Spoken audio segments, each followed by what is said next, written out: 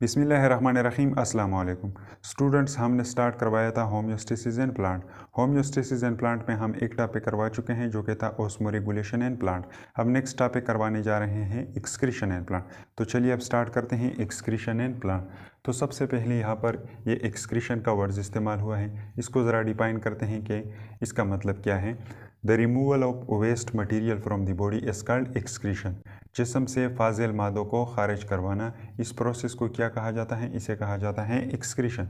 तो अब यहाँ पर हम एक्सक्रीशन पढ़ेंगे किस चीज़ में? प्लांट में। तो प्लांट के अंदर कोई स्पेसिफिक आर्गन नहीं होता एक्सक्रीशन के लिए। तो प्लांट के बॉडी के अंदर जो वेस्ट मटेरियल बनते हैं, इन वेस्ट मटेरियल को प्लांट कई तरीक़ों से अपने बॉडी के थ्रू निकाल देता है। तो अब यहाँ पर बारी बारी इन चीज़ों को पढ़ेंगे कि प्लांट के अंदर कौन से वेस्ट मटेरियल बनते हैं और इन वेस्ट मटेरियल को प्लांट किस तरह एक्सक्रीट करता है। तो इसमें फर्स्ट वन पॉइंट है excretion of carbon dioxide and oxygen. अब कार्बन डाइऑक्साइड और ऑक्सीजन ये दो वेस्ट मटेरियल प्लांट में कहाँ पे प्रोड्यूस होते हैं और फिर प्लांट इन दो वेस्ट मटेरियल को अपने बॉडी से किस तरह बाहर निकाल देता है। तो सबसे पहले इस चीज़ को डिस्कस करते हैं। तो प्लांट के अंदर दो प्रोसेसेस होते हैं, एक होता है फोटोसिंथेसिस,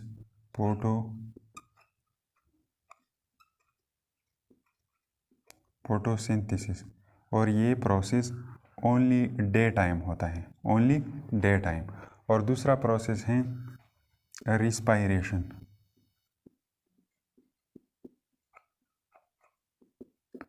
और रिस्पायरेशन का प्रोसेस जो है ये डे टाइम भी कंटिन्यू होता है और इसी तरह नाइट में भी ये कंटिन्यू रहता है। तो अब ये दो प्रोसेस जो हैं इनके अंदर ये कार्बन डाइऑक्साइड और ऑक्सीजन ये वेस्ट मटेरियल प्रोड्यूस होते हैं। तो चलिए अब इन चीज़ों को एक डायग्रामेटिक स्ट्रक्चर के थ्रू समझने की कोशिश करते हैं कि ये किस तरह पैदा होते हैं। तो सबसे पहले यहाँ पर हमने एग्जांपल ले लिया एक प्लांट का। ये क्या है? एक प्लांट। अब इस प्लांट से हमने क्या कर दिया? अब यहाँ से हमने उठा दिया एक लीफ, यहाँ से हमने क्या कर दिया? एक पत्ता उठा दिया। और ये स्ट्रक्चर क्या है? एक लीफ। अब इस लीफ के अंदर सबसे पहले डे टाइम में देखते हैं कि डे टाइम में फोटोसिंथेसिस और रिस्पायरेशन का प्रोसेस किस तरह होता है और इसमें कौन से मटेरियल रिक्वायर होते हैं और कौन से मटेरियल प्रोड्यूस होते हैं। तो फर्स्ट ऑफ ऑल ये ऊपर वाला रिएक्शन जो है ये किस चीज़ का है? ये है फोटोसिंथेसिस का। फोटोसिंथेसिस को मैंने पी से रिप्रेजेंट कर दिया। अब फोटोसिंथेसिस के लिए कौन सी चीज़ें रिक्वायर होती हैं?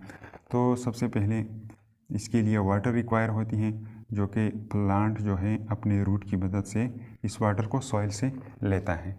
अब यहाँ पर ये क्या है? वाटर। इसके अलावा इसके लिए कार्बन डाइऑक्साइड की ज़रूरत होती है। तो ये प्लांट जो हैं अपने लीफ के हेल्प से, लीफ के अंदर जो स्टोमेटा मौजूद होते हैं उन स्टोमेटा की हेल्प से क्या करता है? कार्बन डाइऑक्साइड लेता है। तो कार्बन डाइऑक्साइड और वाटर ये दोनों सनलाइट की मौजूदगी में और क्लोरोफिल की मौजूदगी में, ये क्या है? सनलाइट।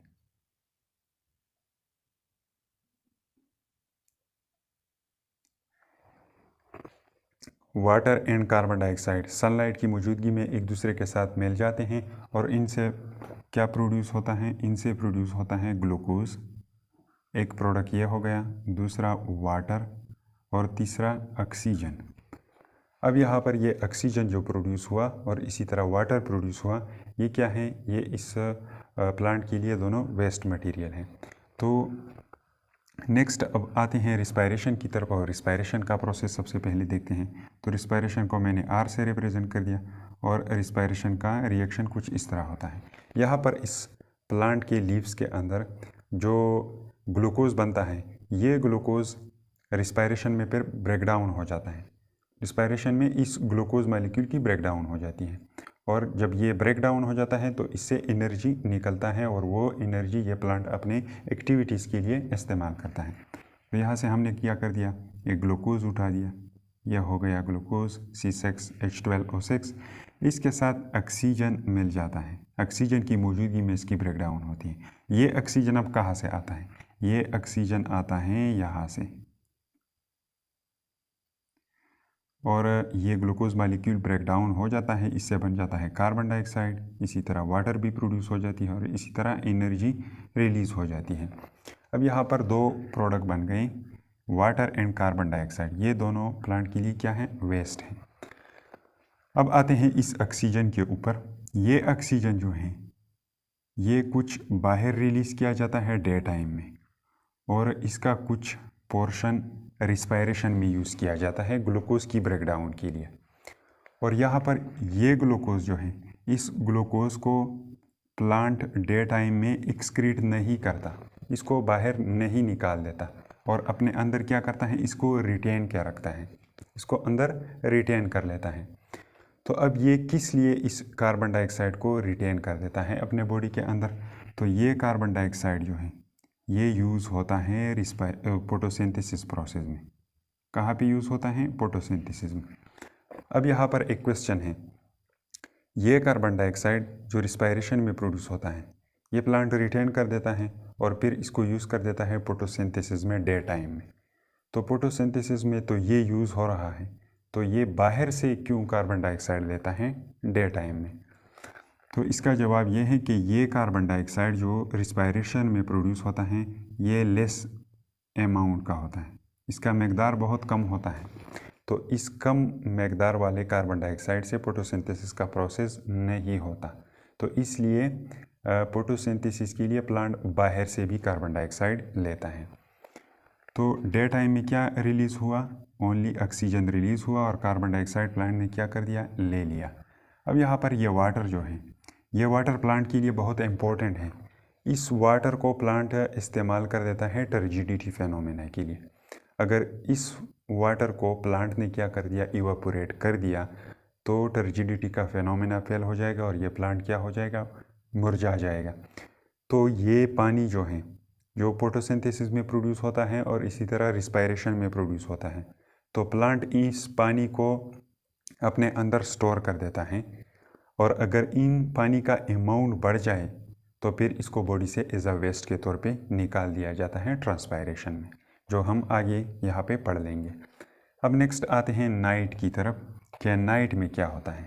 तो नाइट के दौरान सिर्फ और सिर्फ रिस्पायरेशन होता है, फोटोसिंथेसिस नाइट के दौरान नहीं होता, क्योंकि सनलाइट की एब्सेंस में फोटोसिंथेसिस का होना नामुमकिन है। तो नाइट के दौरान इस प्लांट के अंदर जो ग्लूकोज मौजूद होता है जिसको इन्होंने प्रिपेयर कर दिया है डे टाइम के दौरान, तो इस ग्लूकोज को ब्रेक डाउन किया जाता है ऑक्सीजन की मौजूदगी में अगेन, और इससे बन जाते हैं क्या? कार्बन डाइऑक्साइड, और इसी तरह वाटर, और इसी तरह एनर्जी प्रोड्यूस हो जाती है, जो कि अपनी एक्टिविटीज़ को कंटिन्यू रखने के लिए यह प्लांट इस्तेमाल करता है। अब यहाँ पर ग्लूकोज मॉलिक्यूल किस चीज़ की मौजूदगी में ब्रेक डाउन हुआ? ऑक्सीजन की मौजूदगी में। तो डे टाइम में तो ऑक्सीजन फोटोसिंथेसिस से आ रहा था, अब ये कहाँ से आ रहा है? नाइट टाइम में।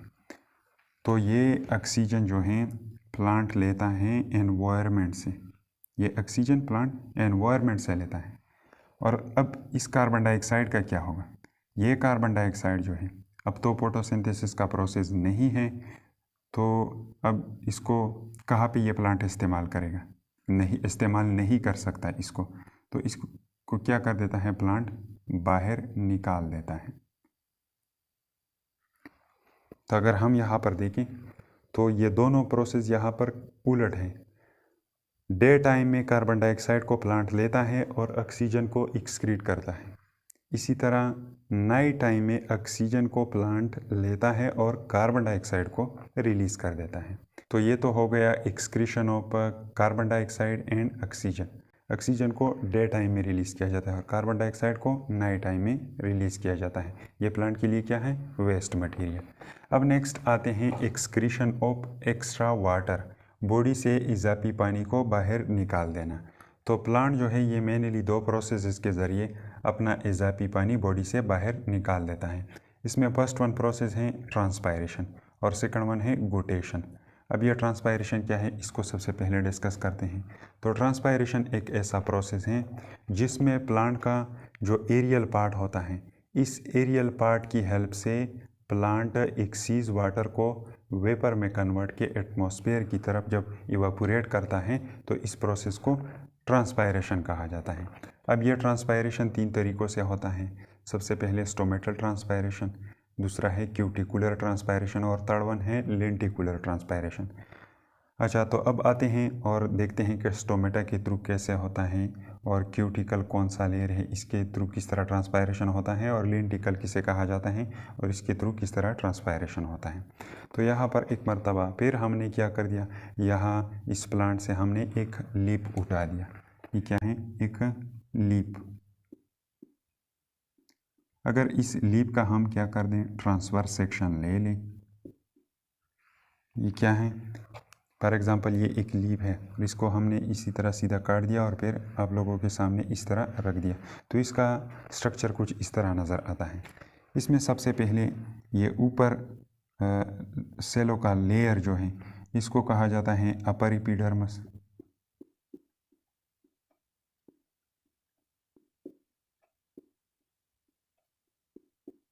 और इसी तरह ये नीचे सेलों का लेयर जो है इसको कहा जाता है लोअर एपिडर्मिस।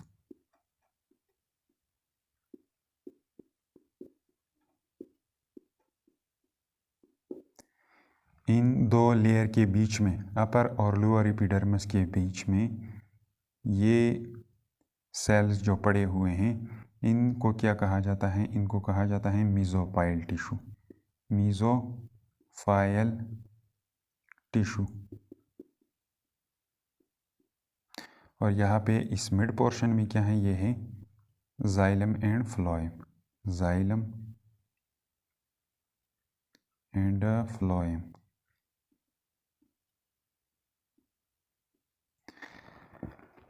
अब ये एपिडर्मल सेल जो हैं इनके ऊपर एक वैक्सी लेयर मौजूद होता है जिसको क्या कहा जाता है, क्यूटिकल लेयर। ये क्या है, जो हमने ब्लू कलर से रिप्रेजेंट कर दिया है, ये है क्यूटिकल लेयर।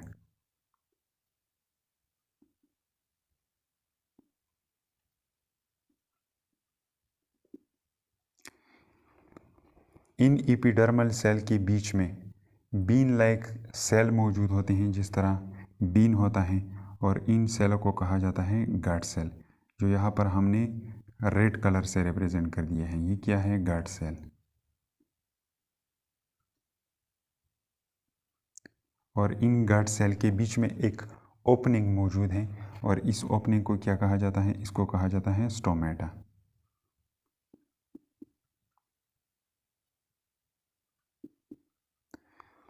इसी तरह लोअर एपिडर्मिस पे भी स्टोमेटा मौजूद होते हैं। ये हमने डायग्राम बना दिया है मोनोकाट प्लांट का। मोनोकाट प्लांट के जो लीफ होते हैं उनके अपर सरफेस पे भी और लोअर सरफेस पे भी स्टोमेटा मौजूद होते हैं। अब अगर इन स्टोमेटा के थ्रू प्लांट ने क्या कर दिया, एक सीज वाटर को इवापोरेट कर दिया, या ट्रांसपायर हम कहें ट्रांसपायर कर दिया, तो ऐसे ट्रांसपायरेशन को कहा जाता है स्टोमेटल ट्रांसपायरेशन, जो स्टोमेटा के थ्रू हो। Stomatal transpiration.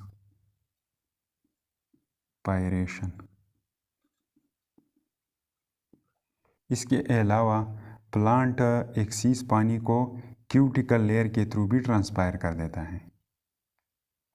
तो अगर प्लांट ने एक्स्ट्रा वाटर को क्यूटिकल के ज़रिए क्या कर दिया, ट्रांसपायर कर दिया, तो इसे कहा जाता है क्यूटिकुलर ट्रांसपायरेशन।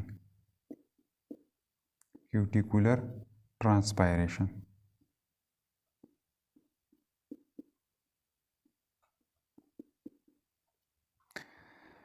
अच्छा, तो ये तो हो गया स्टोमेटल ट्रांसपायरेशन और क्यूटिकुलर ट्रांसपायरेशन।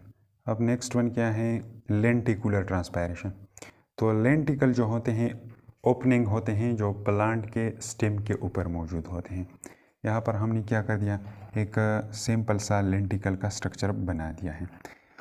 ये कहाँ पर मौजूद होते हैं, ये स्टेम पर मौजूद होते हैं। फॉर एग्जांपल ये क्या है, एक स्टेम है और इसका हमने क्या कर दिया, ये एक पोर्शन के ऊपर हमने एक लेंटिकल बना दिया है। तो सबसे पहले ये ब्लैक कलर के सेल जो हैं ये क्या हैं, ये एपिडर्मल सेल हैं। Epidermal cell. इसके अंदर हम ज़्यादा डिटेल की तरफ नहीं जाएंगे। ये लेंटिकल जो है इनका एग्जैक्ट एनाटॉमिकल स्ट्रक्चर किस तरह होता है इसको आप लोग हायर लेवल पे पढ़ेंगे।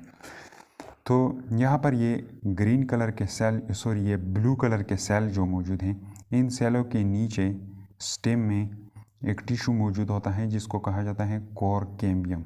Cork cambium.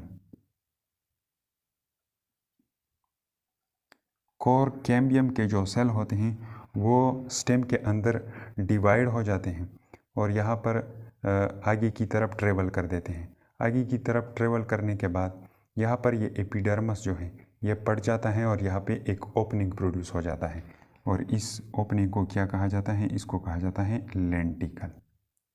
लेंटिकल।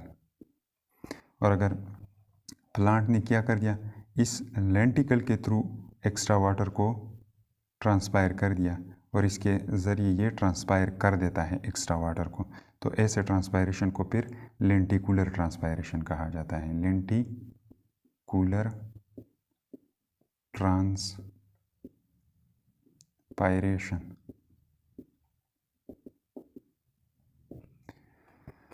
अब नेक्स्ट वन है गुटेशन। अब ये गुटेशन क्या है? तो जब नाइट का टाइम होता है तो ये ट्रांसपायरेशन का प्रोसेस स्टॉप हो जाता है। तो अगर प्लांट के अंदर अब भी एक्सीज वाटर मौजूद है तो इसको एक अनदर प्रोसेस के थ्रू बॉडी से एक्सक्रीट किया जाता है और इसको क्या कहा जाता है? गुटेशन। गुटेशन में लीप के जो मार्जिन होते हैं, ये क्या है? किनारे। इन किनारों के ऊपर कुछ सेल्स मौजूद होते हैं, स्पेशलाइज सेल। उन स्पेशलाइज सेल की हेल्प से एक्स्ट्रा वाटर को बाहर निकाल दिया जाता है। अब देखते हैं कि यहाँ पर वो कौन से स्पेशलाइज सेल हैं जिनके थ्रू गुटेशन का प्रोसेस होता है। तो यहाँ पर हमने क्या कर दिया, इस मार्जिन को, ये लीप का जो मार्जिन है इसको हमने क्या कर दिया? उठा दिया। तो इसके मार्जिन के ऊपर कुछ इस तरह स्ट्रक्चर मौजूद होते हैं। अब इस स्ट्रक्चर में सबसे पहले ये ब्लैक कलर के सेल जो हैं ये क्या हैं? इनको कहा जाता है एपिडर्मल सेल। Epidermal cells. अब इन एपिडर्मल सेल के नीचे यहाँ पर ये ग्रीन कलर के सेल्स हैं, इस साइड पे भी और इस साइड पे भी। इन सेलों को कहा जाता है पेरेन्काइमा सेल। Parenchyma sales. और इन पेरेन्काइमा सेल के बीच में, दरमियान में, यहाँ पे क्या मौजूद होते हैं? यहाँ पर मौजूद होते हैं जाइलम एंड प्लोएम।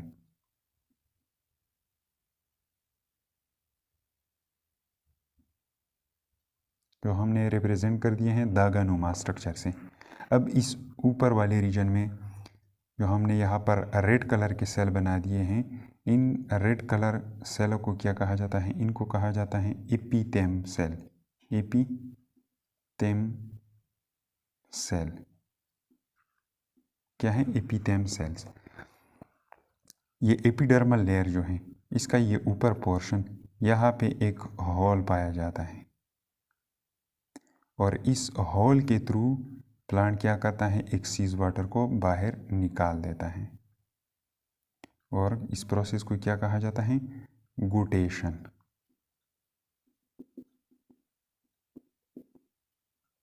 और फिर प्लांट के जो लीव्स के मार्जिन होते हैं यहाँ पर इसी तरह के ड्रॉपलेट्स मौजूद होते हैं, पानी के कतरे मौजूद होते हैं। तो ये कहाँ से आते हैं? इस स्ट्रक्चर के थ्रू आते हैं और इस स्ट्रक्चर को क्या कहा जाता है? इसको कहा जाता है हाइडाथोड। हाइडाथोड। तो गुटेशन का प्रोसेस हाइडाथोड्स के ज़रिए होता है। अब नेक्स्ट वन है एक्सक्रीशन ऑफ अदर वेस्ट। दूसरे पाजिल मादों को खारिज करवाना। Some plant store waste. बाज़ ऐसे प्लांट हैं जो कि वेस्ट मटेरियल को बॉडी के अंदर क्या कर देते हैं? स्टोर कर देते हैं। कहाँ पे? स्टेम में और इसी तरह लीव्स में और इसी तरह रूट्स के अंदर। और इनके अंदर वेस्ट मटेरियल को क्रिस्टल की शक्ल में जमा किया जाता है। तो सबसे पहले देखते हैं कि स्टेम में कहाँ पे वेस्ट मटेरियल को स्टोर किया जाता है।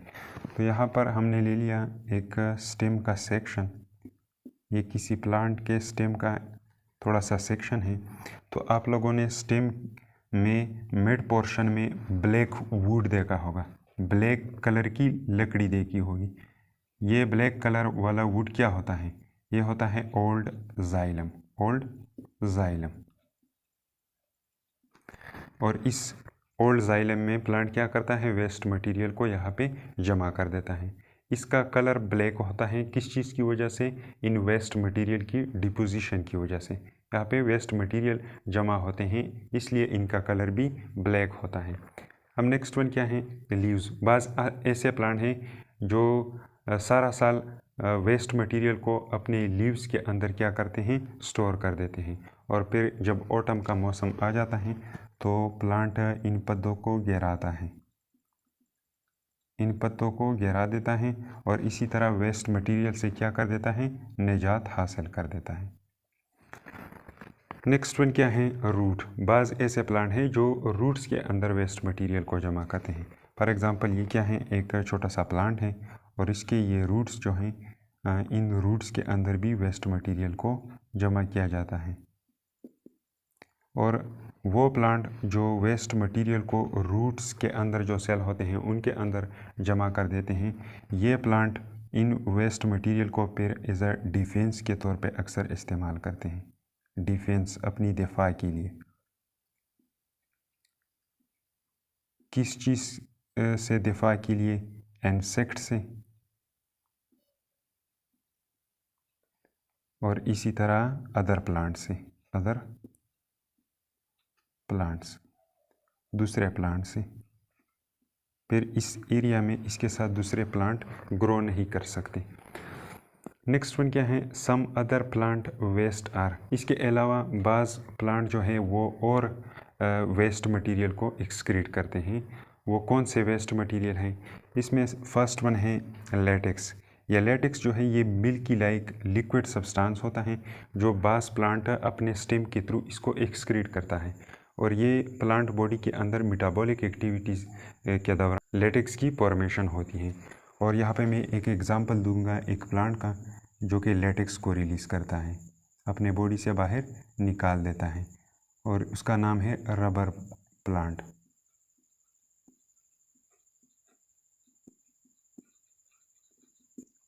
रबर प्लांट्स जो हैं ये क्या करते हैं? अपने स्टेम के थ्रू लेटेक्स को रिलीज़ करते हैं, अपने बॉडी से बाहर निकाल देते हैं, और ये इम्पोर्टेंट भी हैं ये लेटेक्स। इनको ग्लव्स फॉर्मेशन में भी इस्तेमाल किया जाता है। नेक्स्ट वन है रेजिन। ये एक दूसरा सेमी सॉलिड लाइक सब्सटेंस होता है जो बाज़ प्लांट के स्टेम के ऊपर मौजूद होता है, और ये एक वेस्ट मटेरियल है प्लांट के लिए। और यहाँ पे मैं एक एग्ज़ाम्पल दूंगा प्लांट का जो रेजिन को एक्सक्रीट करता है अपने स्टेम के थ्रू, और उस प्लांट का नाम है एकेशिया प्लांट।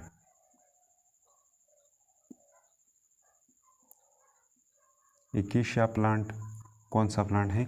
ये प्लांट है कीकर वाला प्लांट। कीकर वाले प्लांट को एकेशिया प्लांट कहा जाता है। नेक्स्ट वेस्ट मटेरियल है गम।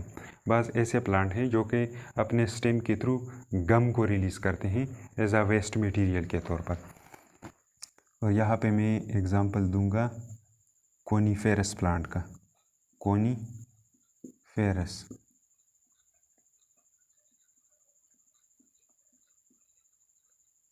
कोनीफेरस प्लांट कौन से प्लांट हैं?